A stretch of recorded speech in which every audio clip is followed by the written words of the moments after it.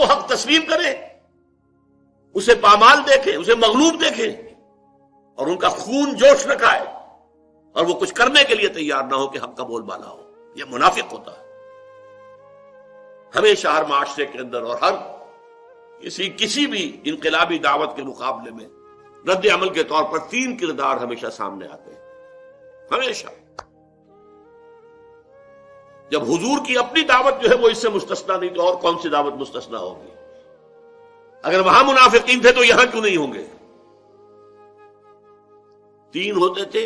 ایک وہ جن کو قرآن کہتا ہے سورہ توبہ میں السابقون الاولون من المہاجرین والانصار والذین اتبعوہم بإحسان رضی اللہ عنہم ورضوا عنہ. یہ وہ لوگ ہوتے ہیں جنہوں نے حق کو قبول کیا تو اب ہر کے بعد آباد جو ہو سو ہو، جان جاتی ہے جائے، مال جاتا ہے جائے، ہر کے بعد آباد ماں کشتی دراب انداختیم، ہم نے تو اپنی کشتی جو ہے دریا میں ڈال دی. اب یہ کشتی تیرے گی تو ہم تیریں گے اور جئیں گے، یہ کشتی ڈوبے گی تو ہم ساتھ ہی ڈوبیں گے.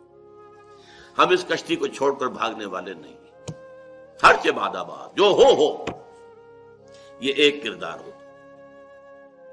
دوسرا کردار اس کے برعکس ہوتا ہے، جو مخالفت میں اڑ جاتا ہے، ڈٹ جاتا ہے، اپنے باطل نظام کو، باطل اعتقادات کو، باطل نظریات کو پروٹیکٹ کرنے کے لیے میدان میں آ جاتا ہے، مقابلے میں آ جاتا ہے. جیسے ابو جہل آ گیا، ابو لہب آ گیا، ولید بن مغیرہ آ گیا، عقبہ ابن ابی معیط آ گیا. یہ سب کون ہے؟ یہ بالکل اپوزٹ کیٹیگری ہے.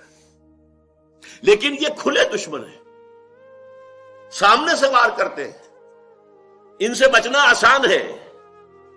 ایک تیسری کیٹیگری ہوتی ہے ان بٹوین، کچھ مانا بھی لیکن کچھ کرنے کو تیار نہیں. جان پیاری ہے، مال پیارا ہے، بچ بچ کے چلو،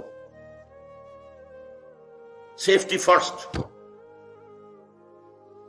اپنا تحفظ، اپنی جان کا، اپنے مال کا. یہ ان دونوں کے بین بین. اور چونکہ اندیشہ ہوتا ہے اس کشمکش میں، کچھ پتہ نہیں یہ اہل ایمان جیت جائے تو بھائی ان سے بھی بنا کر رکھو، اپنے آپ کو مسلمانوں میں شامل کیے رکھو. اگر یہ جیت گئے اور اگر کیا کافر جیت جائے ان سے بھی دوستیاں رکھو،